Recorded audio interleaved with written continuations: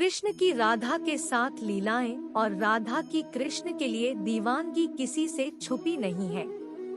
आज भी उनके अमर प्रेम उदाहरण लोग देते हैं। भले ही ये एक दूसरे के कभी हो नहीं सके, लेकिन फिर भी इनका नाम साथ में लिया जाता है। आखिर ऐसी क्या वजह थी जिसके चलते राधा कृष्ण की प्रेम कहानी अधूरी रह गई? ये किसी को नहीं पता। गर्ग संहिता और पुराणों में इसकी वजह बताई गई है।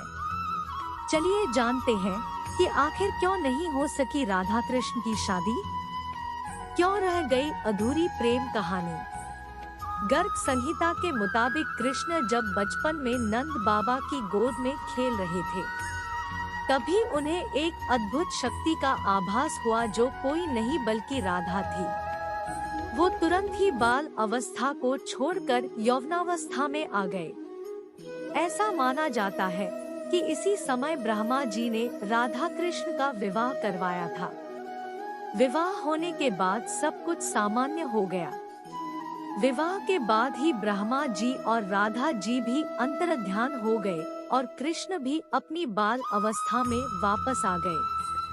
पुराणों के अनुसार जब कृष्ण जी वृंदावन छोड़कर जा रहे थे, तब उन्होंने राधा से वादा किया था कि वे लौट कर आएंगे, लेकिन उनकी मुलाकात रुक्मणी से हुई जो मन ही मन उन्हें अपना पति मान चुकी थी। जब रुक्मणी का विवाह किसी दूसरे से कराया जा रहा था, तब कृष्ण जी वहां पहुंच गए और उनसे शादी कर ली। पौराणिक कथाओं के मुताबिक जब राधा कृष्ण बालपन में मिले थे, तभी उन्हें अपने प्रेम का आभास हो गया था।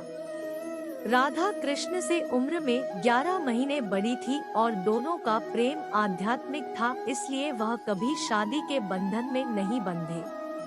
पौराणिक कथाओं के अनुसार राधा को रुक्मणी का आध्यात्मिक अवतार भी माना जाता है।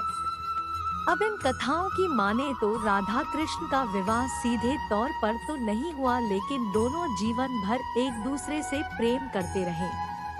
ब्रह्मावैवर्त पुराण के अनुसार ही राधा का विवाह यशोदा के भाई रायान गोपा से हो गई थी और राधा रिश्ते में कृष्ण की मामी लगने लगी थी, इसलिए भी उन्होंने शादी नहीं की थी। ऐसा भी कहा जाता है कि राधा ने अपना घर छोड़ दिया था और एक परछाई अपने घर पर छोड़ी थी, उसी से गोपा की शादी की गई थी।